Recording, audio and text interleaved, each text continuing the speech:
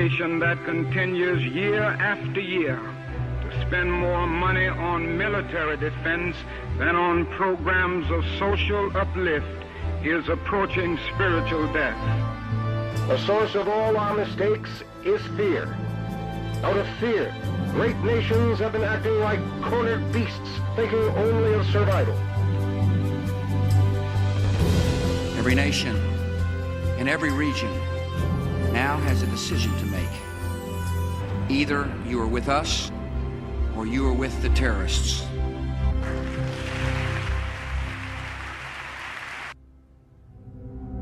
For most Americans, 9/11 was a terrible tragedy.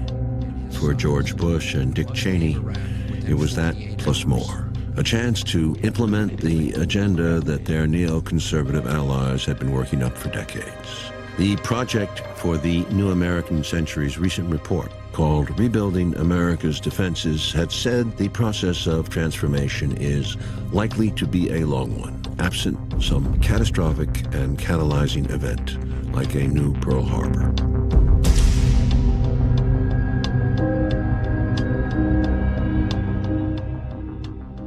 Al-Qaeda, in their mind, had given us Pearl Harbor. And within minutes of the attack, the Bush team leapt into action. With Bush in Florida, Vice President Cheney and his legal counsel, David Addington, took charge, arguing that the president, as a wartime commander-in-chief, could act virtually unfettered by legal constraints.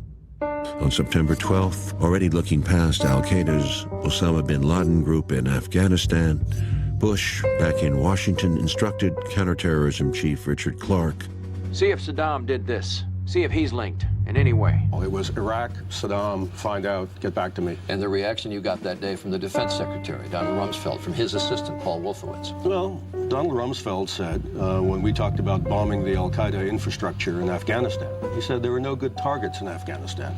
Let's bomb Iraq. And we said, but Iraq had nothing to do with this. And that didn't seem to make much difference. Donald Rumsfeld had already, on September 11, ordered strike plans for Iraq. Go massive, he said. Sweep it all up, things related and not. Within a matter of days, Bush announced before a joint session of Congress that the United States was embarking on a global war.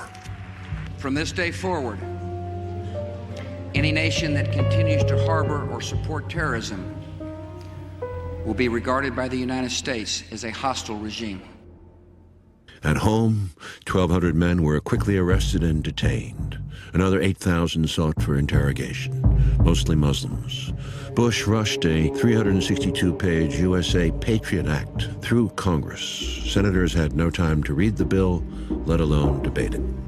Only Senator Russ Feingold of Wisconsin voted against it, insisting, "Preserving our freedom is one of the main reasons that we are now engaged in this new war on terrorism.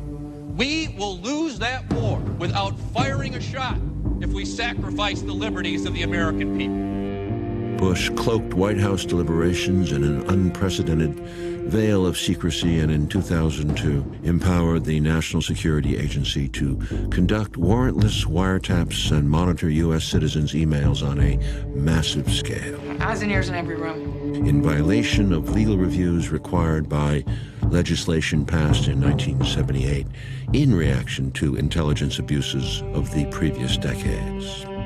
The administration barraged the public with constant alerts, heightened security, and a 5-tier system of color-coded warnings. The system was at times being politically manipulated by Rumsfeld and Attorney General John Ashcroft, and in 2005, Tom Ridge, under pressure, felt compelled to resign. Potential terror targets jumped from 160 sites in 2003 to over 300,000 in the next 4 years. Amazingly, Indiana led all states with 8,600 potential targets by 2006. The national database included petting zoos, donut shops, popcorn stands, ice cream parlors, and the Mule Day Parade in Columbia, Tennessee. The unreality of the time continued to heighten. At the start of World War II, Franklin Roosevelt warned, "War costs money. That means taxes and bonds and taxes. It means cutting luxuries and other non-essentials." Bush instead cut taxes on the wealthy and told Americans, Fly and enjoy America's great destination spots. Take your families and enjoy life. Ironically, it was arch-Cold Warrior Zbigniew Brzezinski who, in 2007, decried Bush's 5 years of almost continuous national brainwashing. Where is the U.S. leader ready to say, enough of this hysteria? Stop this paranoia. Even in the face of future terrorist attacks, the likelihood of which cannot be denied. Let us show some sense. Let us be true to our traditions. Terrorism, he stressed repeatedly, was a tactic, not an ideology, and declaring war on a tactic made absolutely no sense. We must stop the terror. I call upon all nations to do everything they can to stop these terrorist killers. Thank you. Now watch this drive. But the real weight of Bush's global crusade would be felt abroad. Less than a month after the terrorist attacks, the U.S. invaded Afghanistan, ostensibly to destroy some of the same Islamic fanatics the U.S. had helped arm and train to defeat the Soviets 2 decades earlier.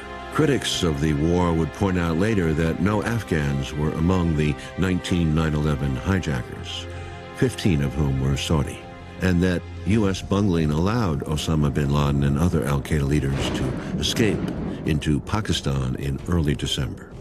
The CIA did round up thousands of suspects in Afghanistan and beyond. Although the U.S. had always considered its humane treatment of prisoners of war a sign of its moral superiority, the Bush administration branded detainees as unlawful enemy combatants, waived the battlefield hearings required, and placed them outside the conventions of treatment mandated by the Geneva Convention of 1949. When foreign governments criticized his position, Bush backed down on the Taliban suspects but refused to change his policy for the al-Qaeda fighters. Bush said, I don't care what the international lawyers say. We're going to kick some ass. The U.S. flew an unknown number of detainees to secret black sites around the world in such places as Thailand, Poland, Romania, and Morocco, where torture and other harsh interrogation techniques were implemented. Hundreds of others were imprisoned at the U.S. Naval Station at Guantanamo Bay, Cuba. At its peak in May 2003, the prison held roughly 680 men aged 13 to 98. 5% of these were captured by U.S. troops. More than 80% were turned over, often for cash rewards, by a combination of Afghan warlord militias and both Afghan and Pakistani bounty hunters. Government sources showed that only 8% were al-Qaeda fighters. 600 have been released. 6 convicted, and according to the government, 9 have died, most from suicide. As of 2012, 166 men from more than 20 countries remain in Guantanamo. The Bush administration encouraged the CIA to employ 10 enhanced interrogation methods that were the product of decades of research into torture, honed by allies in foreign countries.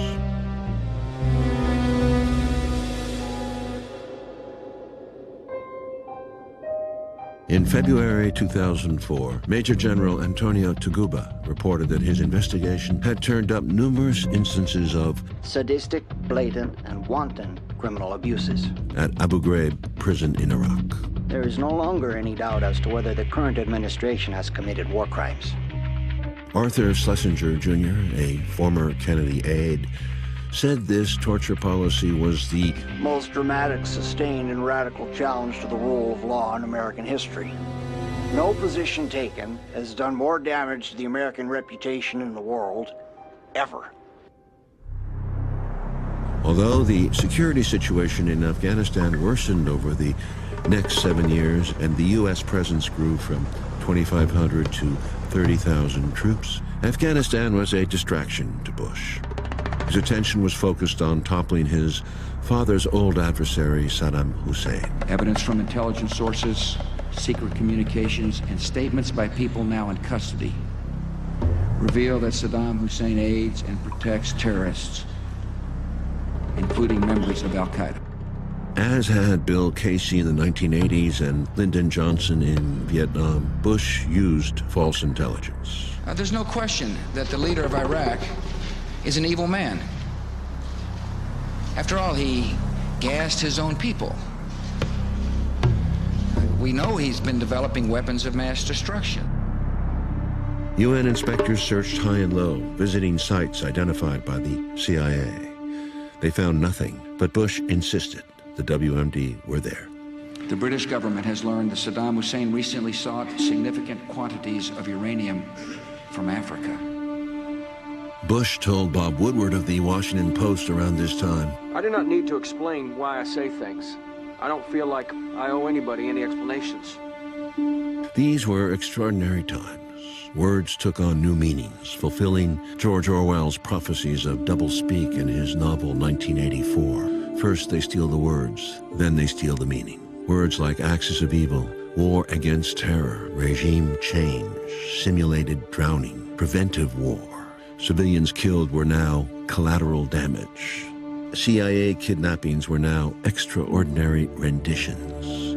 And that most patriotic concept, the homeland, grew into a gargantuan new federal agency as labyrinthine as the Pentagon. The French philosopher Voltaire in the 18th century observed, "Those who can make you believe absurdities can make you commit atrocities." The descent into unreality was dizzy. Black Hawk Down, another popular Oscar-nominated film, appeared in late 2001, glorifying American heroism and technology in 1990s Somalia.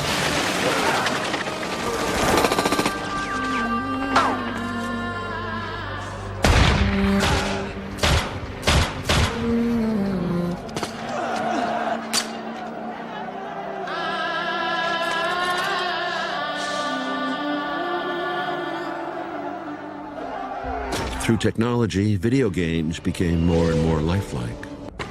And on television, increasingly bizarre and fanciful reality game shows prospered in the ratings. Jenna, the tribe has spoken.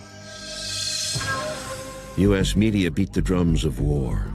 MSNBC, which was owned by General Electric, canceled Phil Donahue's popular primetime show 3 weeks before the invasion. Officials feared the show would provide a home for the liberal anti-war agenda. At the same time, our competitors are waving the flag at every opportunity.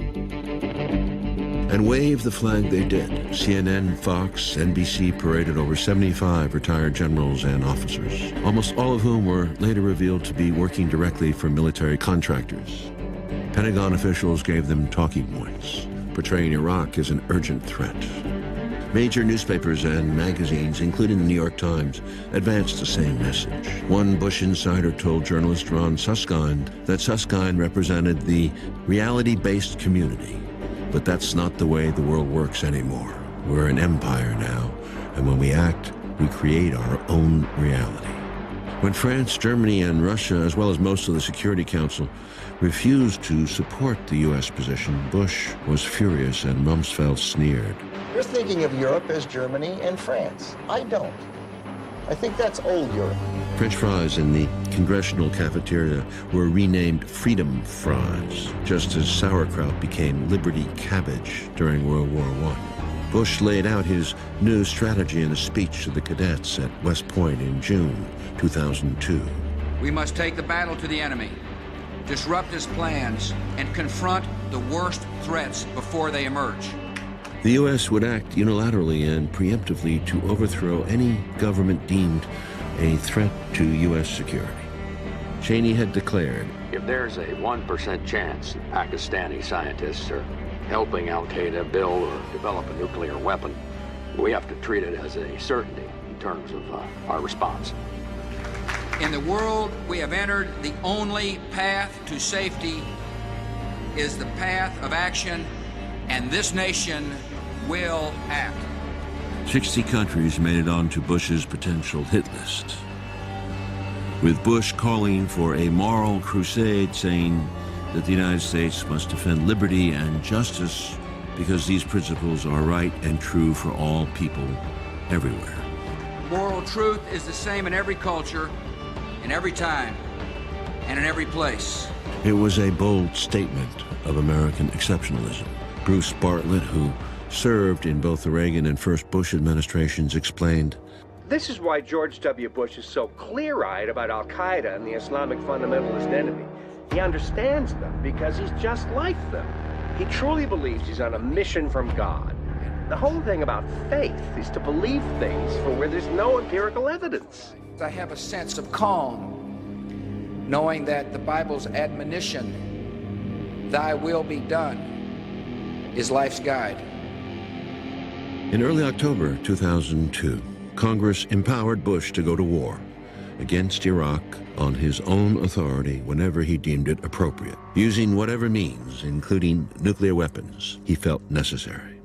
The resolution drew a direct connection between Iraq and Al-Qaeda. Among those authorizing this were Senators John Kerry and Hillary Clinton. This would cost both of them dearly in their runs for president. Not all were fooled. Escalating this war and expanding this war does nothing in terms of our national security. It puts us more at risk. Iraq was not a haven for terrorists as it is now. Again, Iraq, Saddam Hussein, and Al-Qaeda, there was no connection, and we have to dispel that notion so the American people know the truth. Millions of protesters hit the streets around the world. 3 million in Rome, 1 million in London, hundreds of thousands in New York. Time magazine surveyed several 100,000 Europeans. 84% thought the United States the greatest threat to peace. 8% thought Iraq was. Bush sent Secretary of State Colin Powell, the most respected member of his administration, before the United Nations to make a case for war. He told Powell, "Maybe they'll believe you." Saddam Hussein is determined to get his hands on a nuclear bomb. Powell spoke for 75 minutes. It was a thoroughly shameful performance, promoting false intelligence that Powell later called a low point in his career. But the speech, although it fell flat overseas, had the desired impact on U.S. public opinion. Support for the war jumped from 50% to 63%. The Washington Post pronounced the evidence on WMD irrefutable. The U.S., without a Security Council resolution, was moving inexorably towards war. The truth was even darker. For Bush, Iraq was only the appetizer. After devouring Iraq, the neocons had their eyes set on the main course. Pentagon officials foresaw a 5-year campaign with a total of 7 targeted countries, beginning with Iraq, Syria, Lebanon, Libya, Somalia, Sudan, and the biggest prize of all, Iran. It would be a war to remake the world, the neoconservative way. Talk of empire abounded. The New York Times Sunday magazine cover for January 5, 2003 read, "American Empire. Get used to it." Bush clearly was a man with a boldness of vision. He'd always exhibited an outlaw side as a younger man. Now he would outdo his towering father by going beyond the laws of nations. The 8-year war became the debacle critics predicted. Iraqi society was rent asunder. Like Vietnam, it warped America, polarizing it even further as costs and casualties mounted on all sides. Yet remarkably, Bush won the 2004 election with a naked appeal to even more fervent patriotism. By 2008, when Bush left office with the most dismal poll ratings since Harry Truman, he had not only thoroughly mismanaged 2 wars, as well as the federal relief efforts for New Orleans in the aftermath of Hurricane Katrina, but most importantly, in the eyes of the public, he mismanaged the economy of the country, which nearly collapsed in 2008 and ensured the presidency to the Democrats. His successor, Barack Hussein Obama, child of a black Kenyan father and a white Kansas mother who was raised in Indonesia and Hawaii, became at 47 President of the United States, evoking great hopes for change. His words and demeanor attested to the other side of America, constitutional, humanist, global, environmental. Obama had spoken out strongly against the Iraq War. What I do oppose is a dumb war. Financed by the internet's multitude of small contributors, stunned the heavily favored and financed Democratic Party choice, Hillary Clinton, in the primaries. He now confronted an ex-military man, conservative John McCain, in the national election. The wind was at Obama's back. Perhaps not since Roosevelt in the early 1930s was there such populist anger at Wall Street and the unnecessary wars of empire. But then an unexpected thing happened. Obama betrayed his earlier promise and became the first candidate to run in a general election to reject public financing in favor of private financing without limits. McCain, who took the public option, was badly outspent 2-1.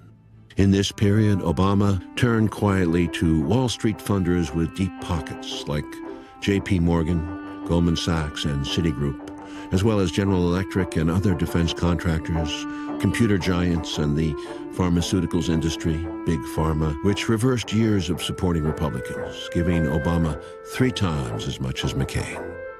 Few of Obama's supporters complained at the time. His victory in the national election was applauded across the world. A new America was here. Though conservatives would absurdly decry Obama as a socialist, by far the biggest winner in the election turned out to be Wall Street.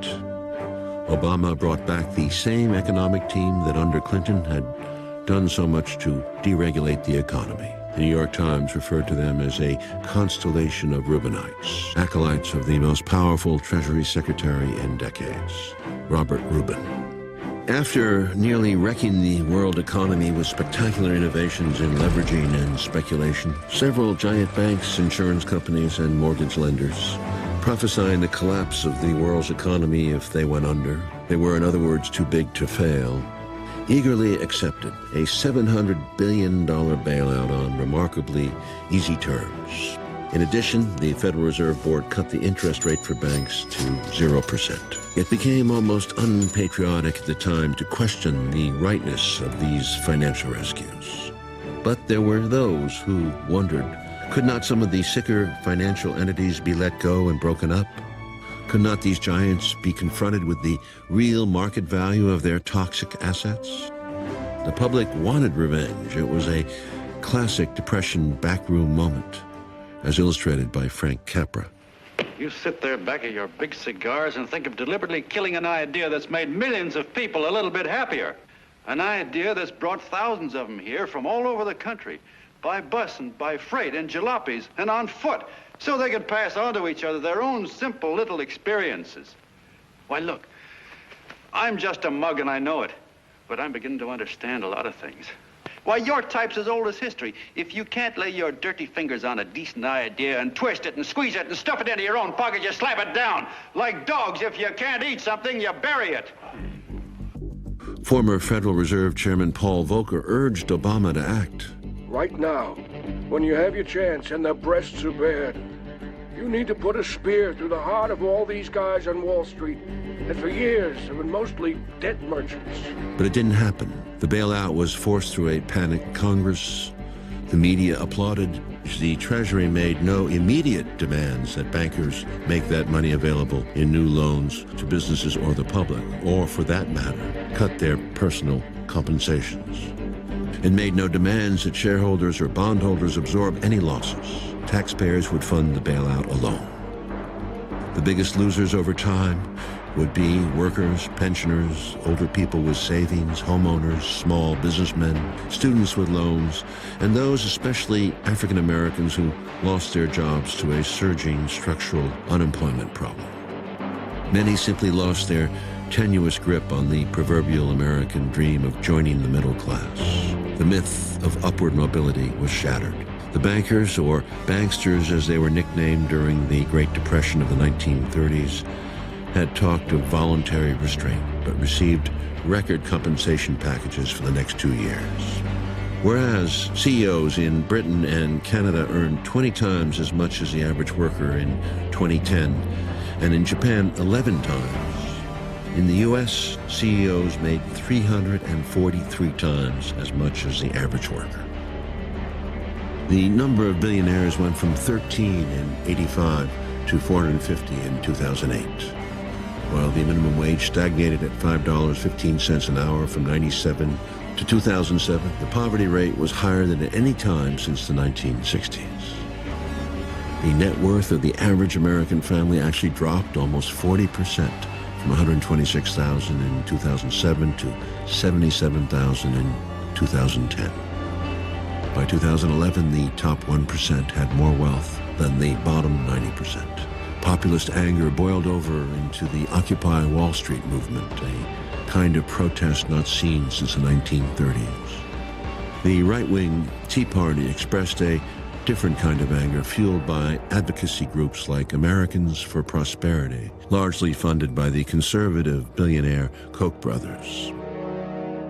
The confused American public, not knowing who to blame for persisting economic hardship, handed the Republicans a sweeping victory in 2010's midterm elections. But only more gridlock and confusion pervaded Washington.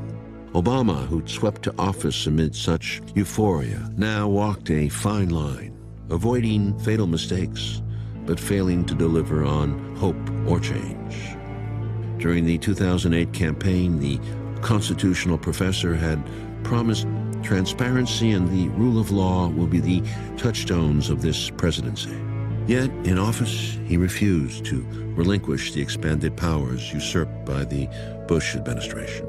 As a passive population continued to consent to being stripped in front of airport screeners, permit eavesdropping on their communications, and pay for vast new security programs. It did not make political sense for Obama to ease this heightened state of alert in the risk that a single terrorist incident would certainly result in renewed media hysteria and a Republican "I told you so" firestorm that could cost him his presidency.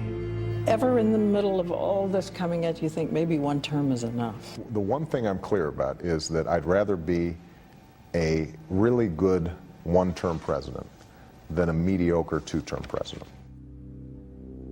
Instead of fighting for transparency, however, Obama became a far more effective manager of the national security state. Like Bush, he repeatedly invoked the state secrets privilege in lawsuits involving torture, extraordinary rendition, and illegal NSA eavesdropping. He blocked habeas corpus rights for enemy combatants, preserved military commissions, and authorized without due process the killing of a U.S. citizen in Yemen accused of having ties to al-Qaeda. Obama stunned civil libertarians when he took Bush-era investigations to the next level and began prosecuting government whistleblowers and reporters using the World War I-era Espionage Act. Only 3 cases had been brought in 92 years. Obama initiated 6 cases of dubious merit, most defendants claiming to have exposed unlawful activity in the government. Most prominent was Bradley Manning, an Army intelligence analyst in Iraq who leaked over 260,000 classified diplomatic cables and war reports, as well as videos, distributed by WikiLeaks, a non-profit whistleblower media organization. These revelations of U.S. war crimes in Iraq and Afghanistan and U.S. support for dictatorial regimes in the region proved to be a significant catalyst for the Arab Spring uprisings in Egypt, Tunisia, Yemen, Libya, and Bahrain. Nonetheless, Obama's administration has severely impaired the operation of WikiLeaks and threatens to prosecute its co-founder. These actions send a clear message to all whistleblowers. Commit war crimes like Bush and Cheney, and you walk free. Expose them, and you risk careers and huge fines. Or, like Manning, you rot in jail. One of the leading defenders of the new standards of conduct, Jack Goldsmith, former head of the Bush Office of Legal Counsel, reassured Cheney and other anxious neocons in an article saying that Obama was like Nixon going to China. The changes he had made are destined to fortify the bulk of the Bush program for the long run. This was a new shadow world. In 2010, the Washington Post called it an alternative geography of the United States, a top-secret America hidden from public view. Almost 1.5 million people had top-security clearances. More than 3,000 government and private security corporations existed. 1.7 billion emails and communications were intercepted and stored every day by the National Security Agency.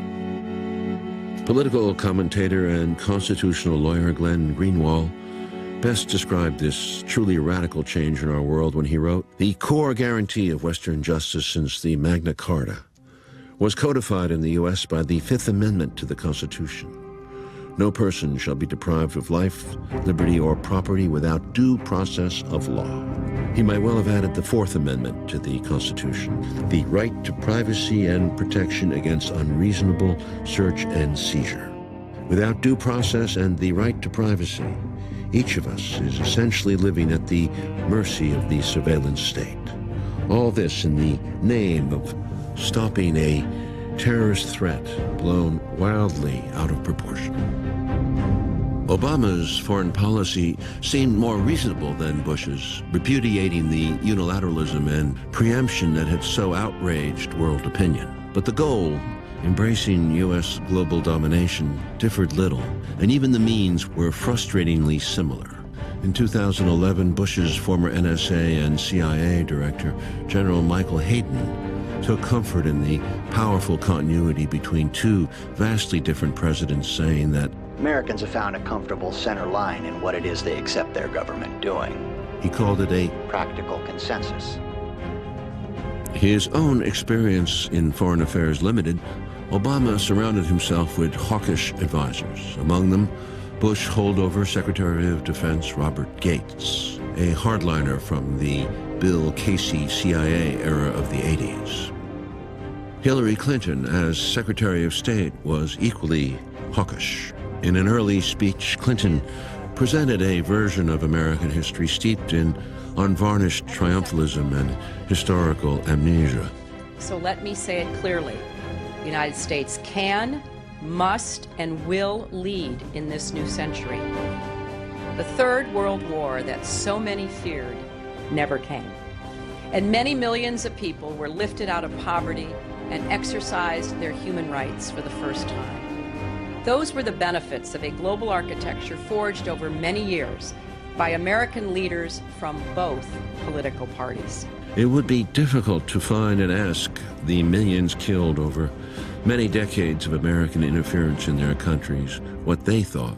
The people of Hiroshima and Nagasaki, the Philippines, Central America, Greece, Iran, Brazil, Cuba, Congo, Indonesia, Vietnam, Cambodia, Laos, Chile, East Timor, Iraq, and Afghanistan, among others. In Afghanistan, Obama, calling it a war of necessity, doubled down on Bush. Pressured in late 2009 into sending more troops, he wavered. He was told by a military advisor, "I don't see how you can defy your military chain here," meaning that his high command might resign in protest. CIA Director Leon Panetta told him no Democratic president can go against military advice, especially if he asks for it. So just do it, he recommended. Do what they say. When it came down to his decision, Obama did not show the courage of a John Kennedy. In December, he announced another 30,000 troop increase to reach almost 100,000, about the same number the Soviets had deployed in their disastrous invasion of Afghanistan. He announced the troop increase at West Point, reminding the cadets that the U.S. had invaded Afghanistan because it had provided sanctuary for al-Qaeda. But he neglected to mention that most of the preparations for 9/11 took place not in Afghanistan, but in apartments in Germany and Spain and flight schools in the U.S. Or that only 50 to 100 of al-Qaeda's 300 cadre were actually left in Afghanistan, and that most were now in Pakistan, an ally. That the president waging two wars would receive the Nobel Peace Prize that same month was surreal in the first place. But when the world heard Obama's defense of American unilateralism and preemption, the meaning of the prize had been diminished, as it had by Kissinger 36 years earlier. I believe the United States of America must remain a standard bearer in the conduct of war. That is what makes us different from those whom we fight. Obama feared getting bogged down in Afghanistan as Johnson had in Vietnam.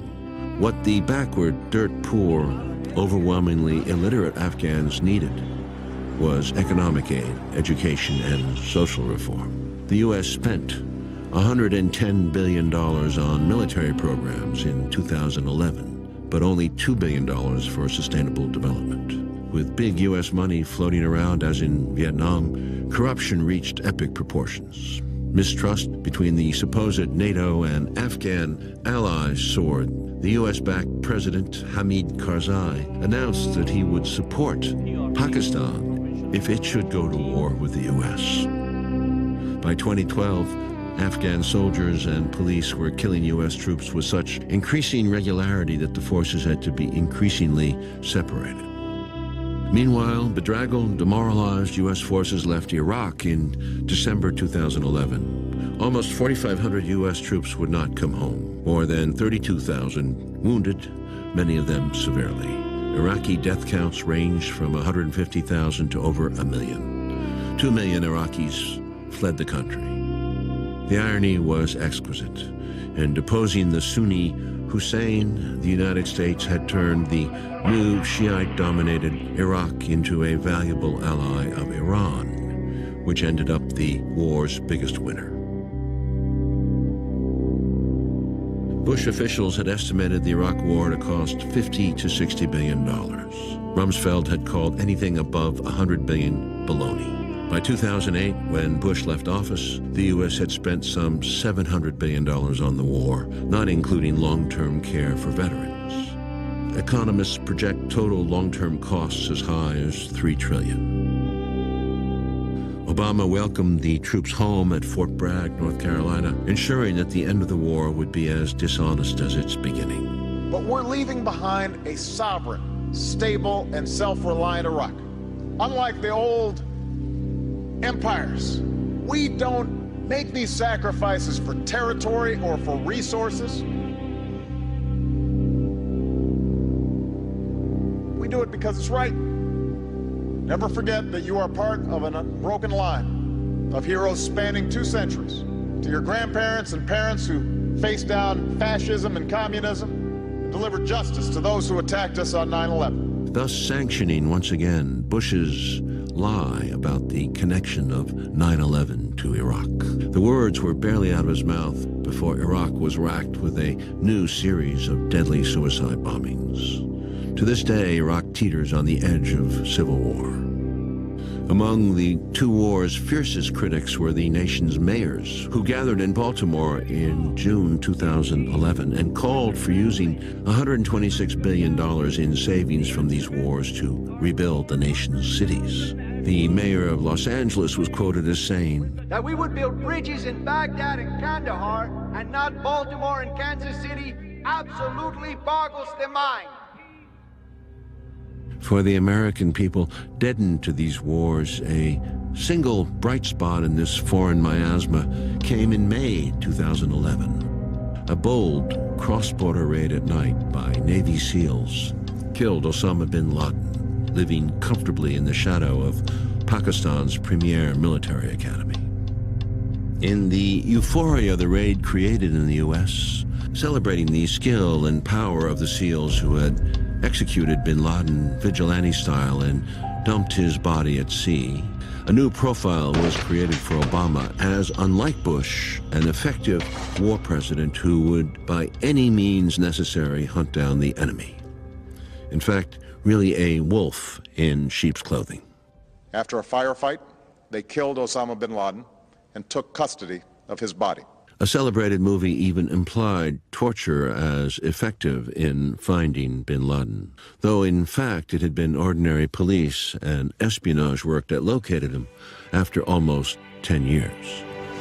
Forgotten country. Geronimo's KIA. Oh my God. Nonetheless, America's capacity for self-love was again in full flower, and there were no troubling discussions of bringing a wounded bin Laden back for imprisonment and trial, as the United States had done at Nuremberg, where the Nazi defendants were unmasked and diminished. But a trial was the last thing most Americans wanted. Those who accepted torture could tolerate vigilante justice. But who was the real victor here? After estimated trillions of dollars spent, 2 wars, hundreds of thousands of dead worldwide, an endless war on terror, the loss of civil liberties and confidence in one presidency, and the near collapse of the empire's financial structure along with it, it can be said by a neutral observer that at the least the U.S. had won a Pyrrhic victory in which its losses had made victory pointless. Bin Laden, with his twisted vision of a new caliphate, was dead, but had achieved far more than he ever dreamed. He goaded the largest, most powerful empire in history to reveal its worst nature. And like the Wizard of Oz, it didn't look so great and mighty. Who are you? Oh, I am the great and powerful Wizard of Oz. Bin Laden's martyrdom in the eyes of his followers cemented his place in the history books as a catalyst who weakened and perhaps helped destroy the old world order. Some might call him the Hannibal or Attila of Roman myth, a Robespierre to the old French order, Lenin to Tsarist Russia, even a modern Hitler to the British Empire, which came to its end in his wake. Bin Laden was gone, but what would the United States do now? Still tormented by its demons, it turned its gaze fully to China as a new threat, and persisted in treating Russia as an old one, as well as maintaining Iran, North Korea, and Venezuela as regional threats. Seeking to find a more efficient, leaner form of warfare, Obama in 2012 announced a 14% cut in future infantry strength to be compensated for by an increased emphasis in outer space and cyberspace. First used for surveillance in Vietnam, the drone, when equipped with missiles, was now becoming the modern face of warfare and Obama's weapon of choice. He personally began selecting those on the kill list. Prior to 9/11, the United States had opposed extrajudicial targeted killing by other nations, condemning Israel's targeting of Palestinians. But by 2012, the Air Force and CIA were deploying a 7,000 drone armada, used mostly in Afghanistan, Iraq, and Pakistan. Obama expanded its usage to Yemen in 2009, where there were fewer than 300 militants.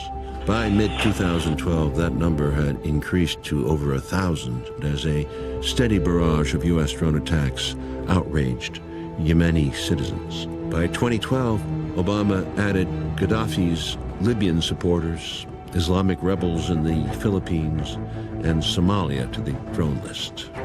The repercussions of this style of warfare are yet to be experienced. The number of civilian casualties of these attacks are fiercely contested by the U.S. government and several human rights organizations.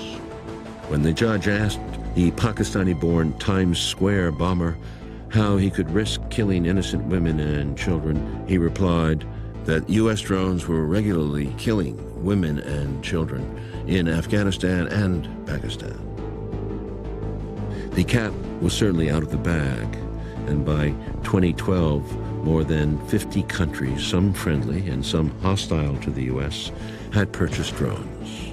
Israel, Russia, India, and Iran claimed to have mastered manufacturing lethal ones, but the most dynamic program was China's. As with the nuclear bomb, a new arms race was on. Bush had continued Clinton's expansion of NATO bases closer to Russia, breaking his father's promise to Gorbachev.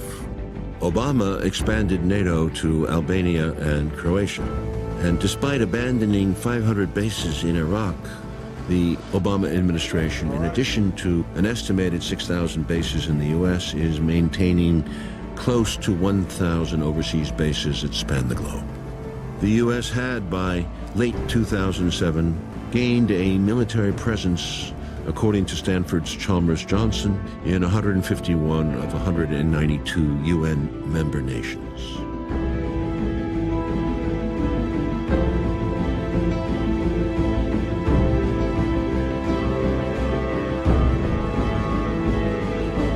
In In 2008, AFRICOM, based in Germany, was added as a sixth command responsible for growing U.S. military presence in Africa.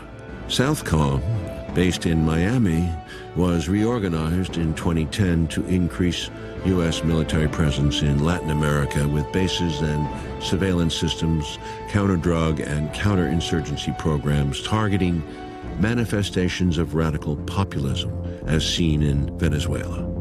The Fourth Fleet was reactivated in 2008 for the first time since World War II. The Navy now has 10 carrier strike groups patrolling international waters.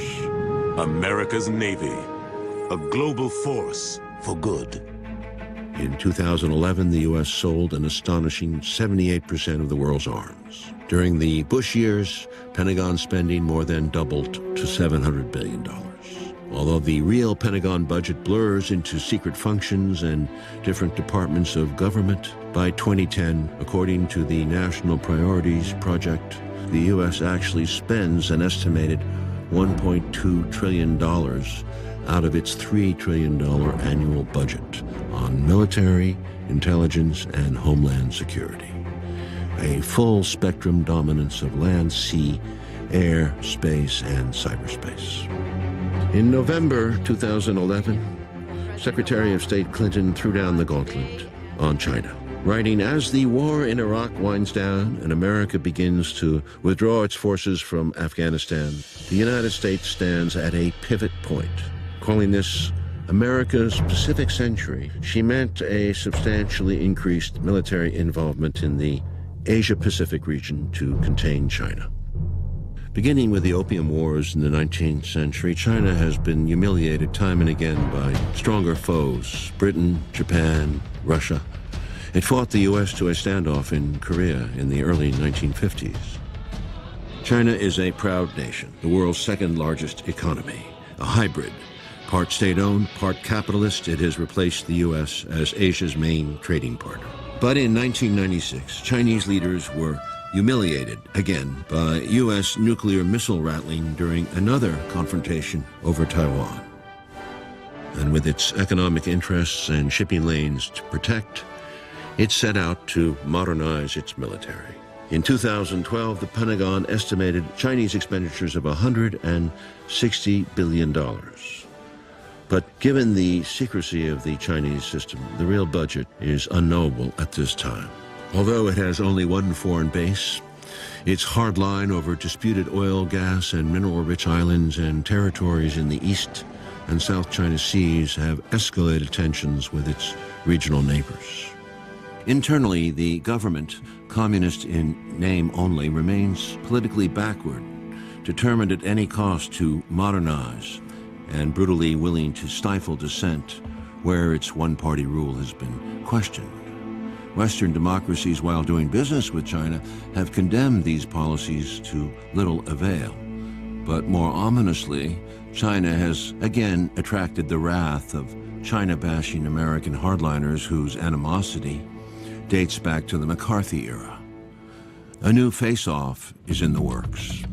The U.S. has returned to Asia, seeking new alliances, rebalancing its fleet, deploying its top stealth warplanes to bases within striking distance of China by 2017. It has strengthened military alliances with China's neighbors, particularly Japan, South Korea, Taiwan, and the Philippines, sending 2,500 Marines to Australia, the first long-term troop increase in Asia since Vietnam. The Chinese were deeply angry over the Obama administration's new arms sales of some $12 billion to Taiwan in 2010 and 11. They have accused the U.S. of seeking to encircle them. The fear of the U.S. by others cannot be underestimated. As the late conservative political scientist Samuel Huntington acknowledged in 1996. The West won the war not by the superiority of its ideas or values or religion, but rather by its superiority in the application of organized violence. Westerners often forget this fact. Non-Westerners never do. Progressive China experts fear the U.S. is once again employing Truman's 1946 playbook with the Soviet Union in an attempt to contain China. The same situation exists once again with Western revulsion for China's internal policies. But this time, holding $1 trillion in U.S. Treasury bonds, the Chinese could imperil the U.S. economy in ways the Soviets never could. Historian Alfred McCoy delineated the real stakes when he wrote, "As early as 2020, the Pentagon hopes to patrol the entire globe ceaselessly, relentlessly, via a triple canopy space shield, reaching from stratosphere to exosphere, driven by drones armed with agile missiles. The triple canopy should be able to blind an entire army by knocking out ground communications, avionics, and naval navigation." But as McCoy cautions, the illusion of technological invincibility and information omniscience has failed arrogant nations in the past, as the fate of Germany in World War II and the U.S. in Vietnam attest. With tragic irony, McCoy reminds us that the U.S.'s veto of global lethality might be an equalizer for any further loss of economic strength, and that the U.S.'s fate might well be determined by which comes first in this century-long cycle: military debacle from the illusion of technological mastery, or a new technological regime powerful enough to perpetuate U.S. global dominion.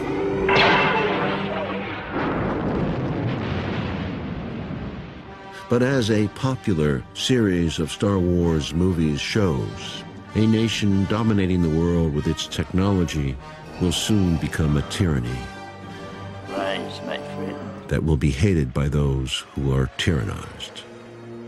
China may become the first new empire to emerge in this nuclear-armed world, but an empire modeled on the U.S. or British versions would be a disaster.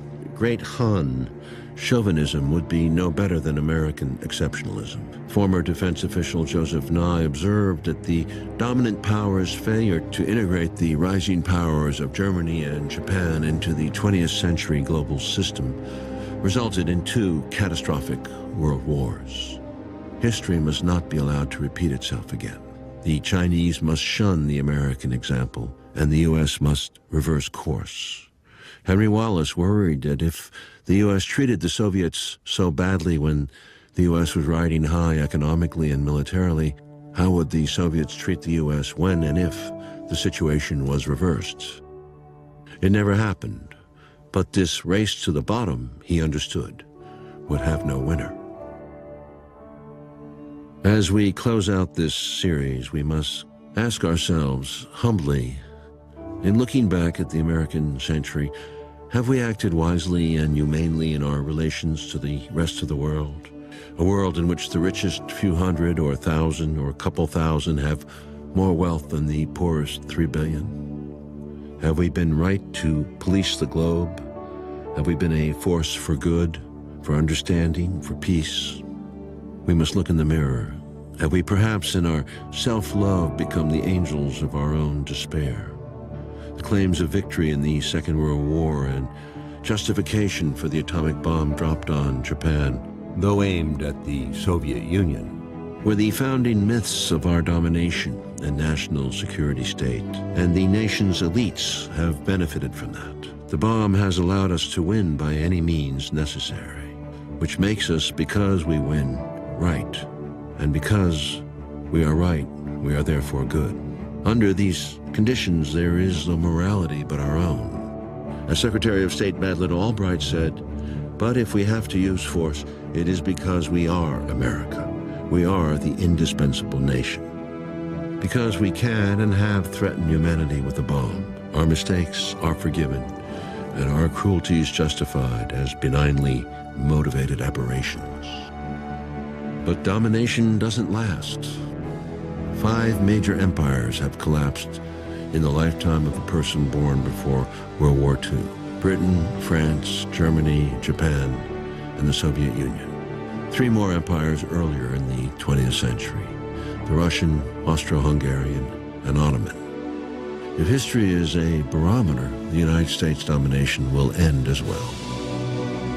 We wisely resisted becoming a colonial empire and most Americans would deny all imperial pretensions. Perhaps that is why we cling so doggedly to the myth of American exceptionalism, American uniqueness, benevolence, generosity.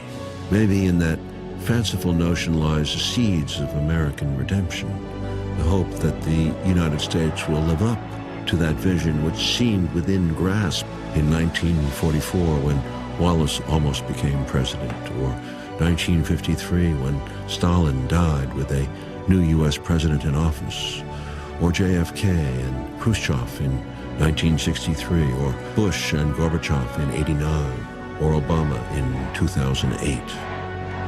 History has shown us the curve of the ball could have broken differently. These moments will come again in a different form. Will we be ready? I think back to Franklin Roosevelt on the last day of his life, cabling Churchill. I would minimize the Soviet problem as much as possible, because these problems, in one form or another, seem to arise every day, and most of them straighten out. Calming down the situations that occur, letting things happen without overreacting, seeing the world through the eyes of our adversaries. This way lies in sharing in the needs of other countries with true empathy and compassion, trusting a collective will of this planet to survive the coming period, ending the threats of nuclear annihilation and global warming. Can we not surrender our exceptionalism and our arrogance? Can we not cut out the talk of domination? Can we stop appealing to God to bless America over other nations? Hardliners and nationalists will object, but theirs has proven not to be the way. A young woman said to me in the 1970s, we need to feminize this planet. I thought it strange then, but now I realize there's power in love, real power in real love. Let us find a way back to respect the law, not of the jungle, but the law of civilization by which we first came together and put aside our differences to preserve the things that matter. Herodotus wrote in the 5th century before Christ, the first history was written in the hope of preserving from decay the remembrance of what men have been. And for that reason, the history of man is not only one of blood and death, but one also of honor, achievement, kindness, memory, and civilization. There is a way forward by remembering the past. And then we can start, step by step, like a baby reaching for the stars. For in the final analysis, our most basic common link is that we all inhabit this small planet. We all breathe the same air. We all cherish our children's future. And we are all mortal.